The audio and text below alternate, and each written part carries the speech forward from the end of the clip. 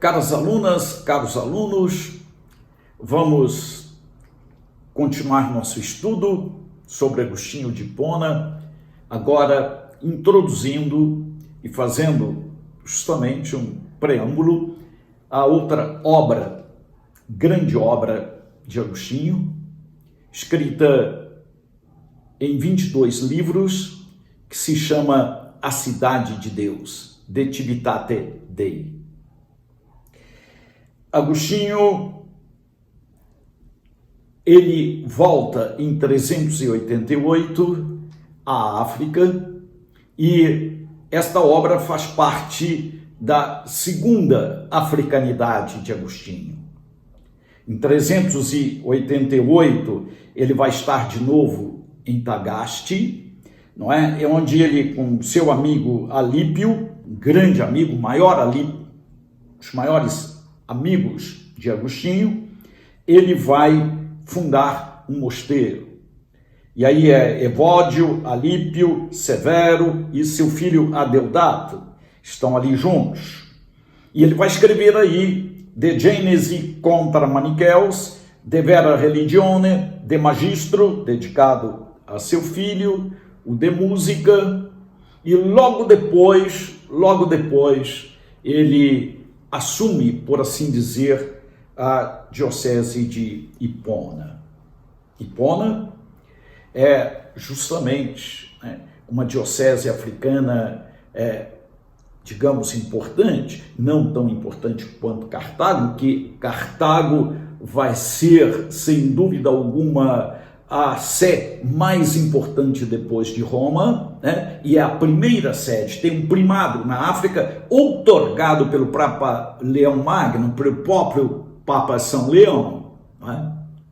Então Cartago sempre foi a cidade eclesiástica e dentro da eclesiologia africana, né? a maior das cidades, e é ali que desenvolveu-se, digamos assim, o cisma do donatismo com relação a Roma. Se era a segunda, porque não a primeira? E aí uma igreja autóctone, um cristianismo autóctone, contra o qual naturalmente Agostinho se colocou, mas resolveu de modo absolutamente pacífico, né? Sem, naturalmente, grandes dificuldades, né? E eu diria, né, dificuldades enormes, né, mas com dificuldades, claro, não é? Claro, não é? Mas resolveu. Agostinho resolve. Talvez este tenha sido um dos problemas maiores na vida de Agostinho, um dos conflitos maiores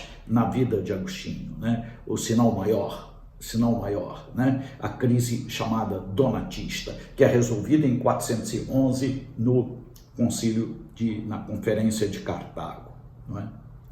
Então, vamos lá. Hipona, Agostinho vai viver 40 anos como bispo, né? Naturalmente viajando, naturalmente se locomovendo, né? Indo a Cartago, vindo a Tagaste, um raio ali de 100 quilômetros, onde ele vai naturalmente exercer, digamos, o seu pastoreio, a sua missão, as suas pregações, né?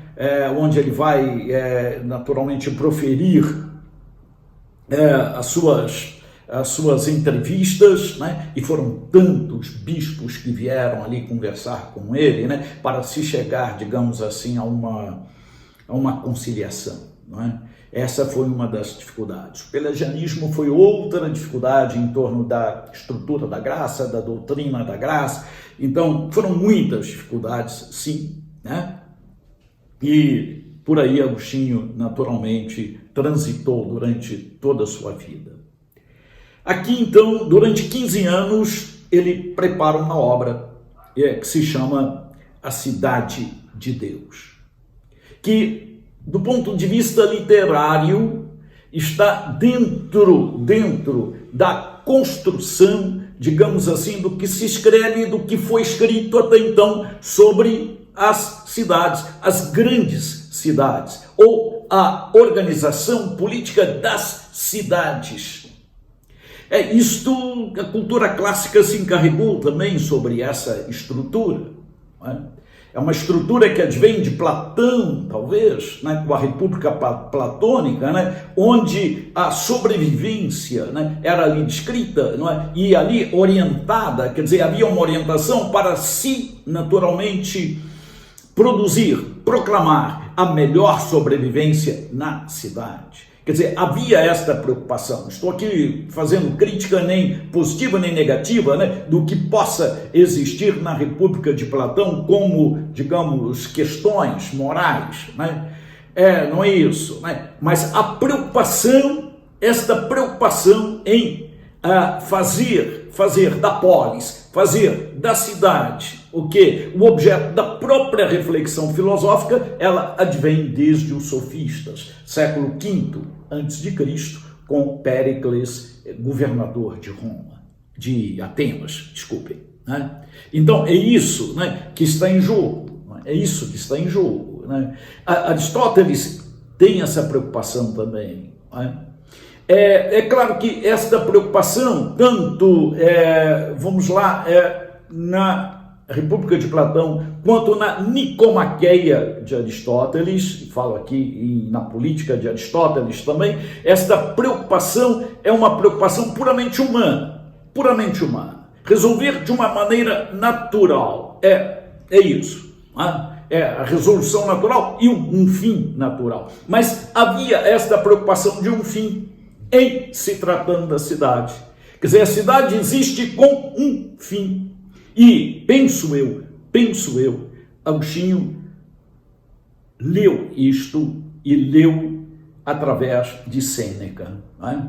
No De Tranquilitate Anime de Sêneca, vai existir esta preocupação de uma cidade que é constituída por um povo, e de um povo que se define, a partir de Aristóteles, mediante uma causa final. Povo é gente unida, mas com uma finalidade própria. O povo tem um fim, o povo busca um bem que é a finalidade da sua existência na cidade. Então, esta preocupação inicial é uma preocupação que Agostinho vai carregar consigo ao, naturalmente, se dedicar a este escrito durante 15 anos. E isto vem do paganismo, isto vem da cultura clássica. Por outro lado, existem outras perspectivas, né, em se tratando de obras sobre as cidades. Mais tarde nós vamos conhecer, né, muitas obras, né?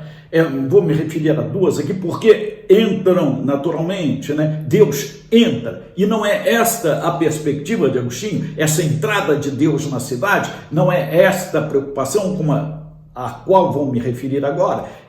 Al-Farabi, né, por exemplo, né, este árabe do século X vai escrever, sim, né, a cidade virtuosa, e a cidade virtuosa de Al-Farabi, né, Al-Farabi, que é um turcomeno, vai nascer no Turcomenistan, morre em Damasco, né, vai iniciar, digamos, né, essa presença de Deus, né, na cidade como sendo, digamos assim, né, uma presença inelutável, fatal, né, maktubítica, né, quer dizer, é o destino da própria realidade, de onde, né, toda a comunidade, no caso islâmica e muçulmana, né, são sinônimos, claro, né, vão existir em função desta presença, né, e para esta presença, não é?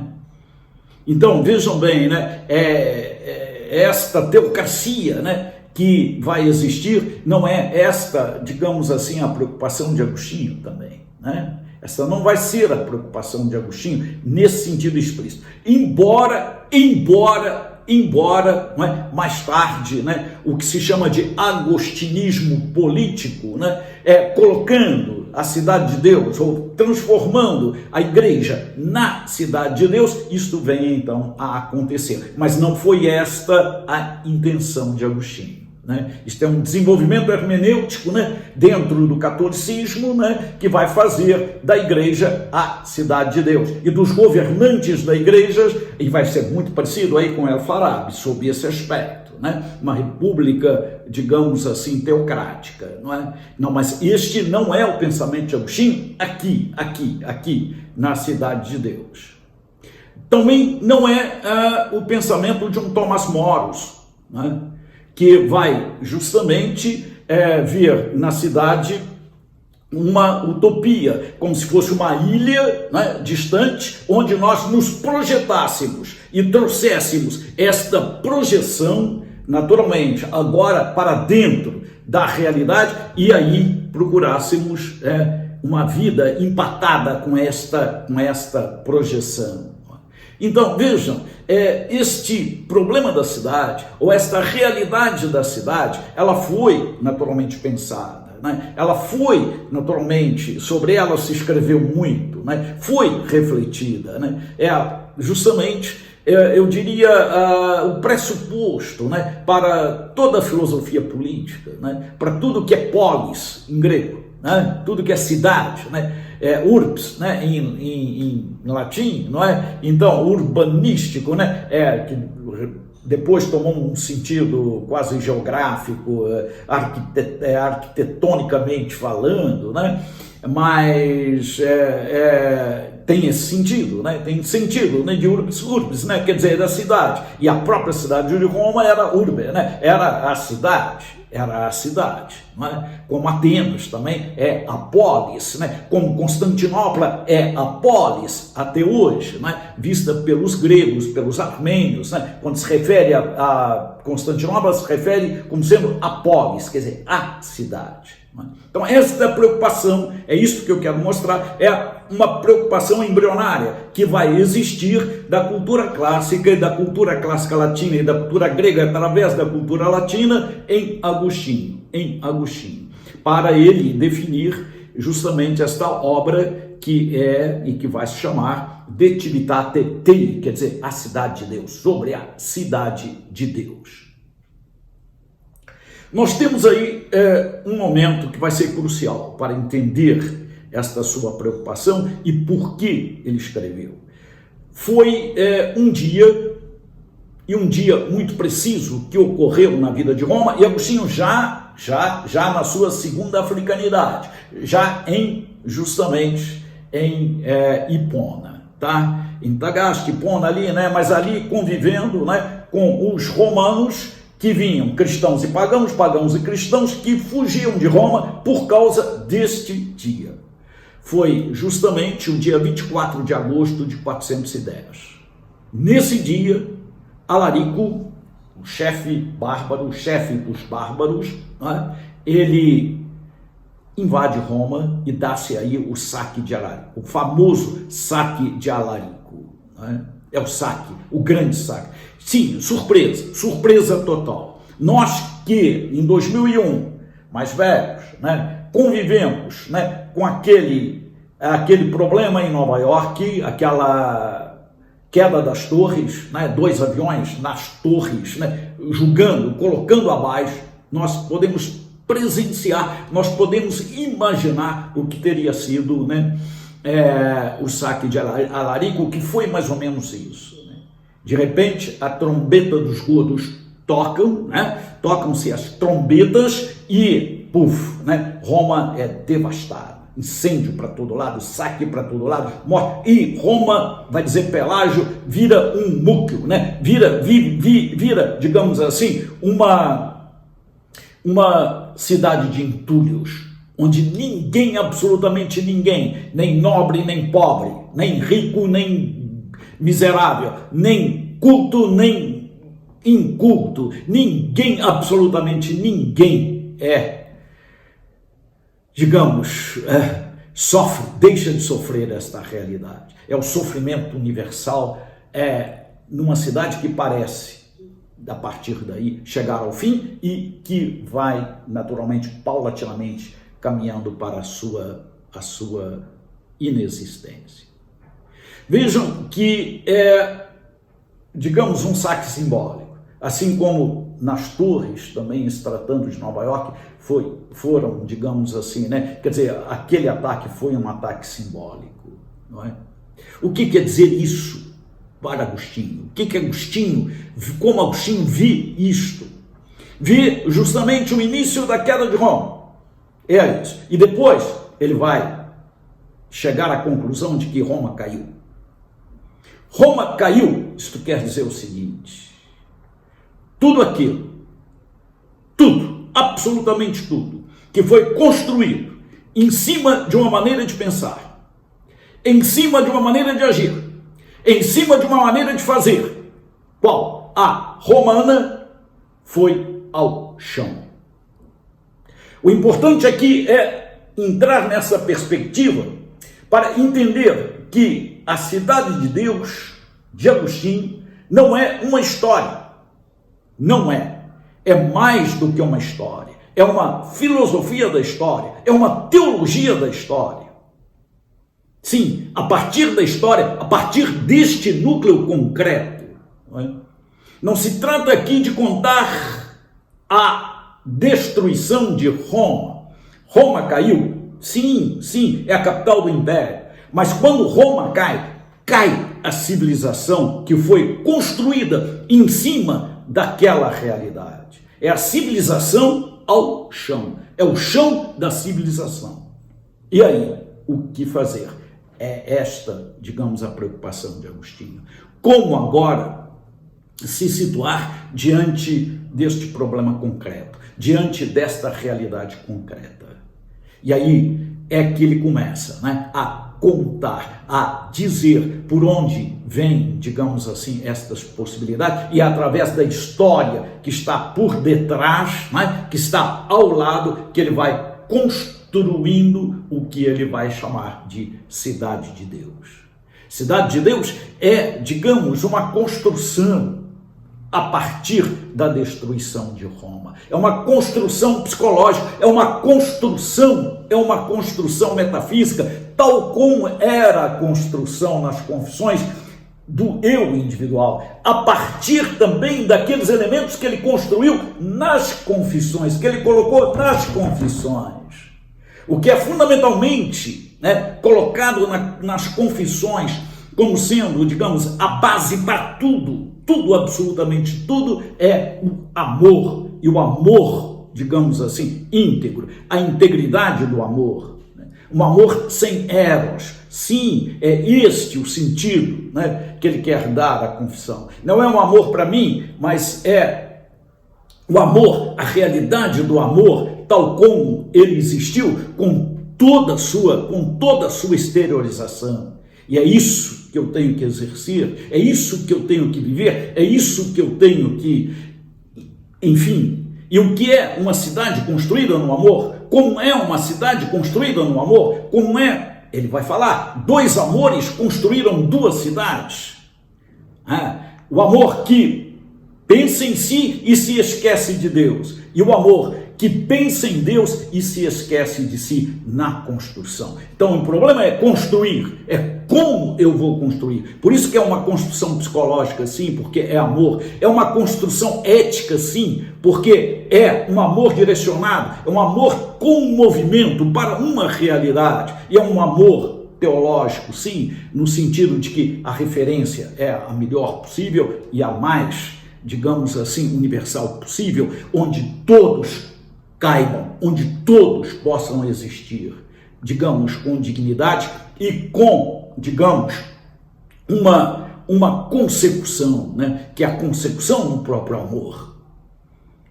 Cada um e todos e cada um. Esta é, digamos assim, a construção da cidade de Deus. Porque Deus, nós vamos ver. Porque cidade de Deus, nós vamos ver. De onde esse título vem, nós vamos ver. Quais são os antecedentes, digamos assim, do paganismo ou da cultura clássica, nós vamos ver. Quais são os antecedentes bíblicos que constroem essa cidade de Deus, nós vamos ver. Então, são através de antecedentes na vida de Agostinho, são através de antecedentes na própria estrutura, eu diria, não só psicológica, mas também cultural de Agostinho, psicossociológica, cultural de Agostinho, que esta realidade, digamos, a cidade de Deus, vai ser construída numa obra monumental. Uma obra que ele vai chamar difícil e árdua e longa, não é?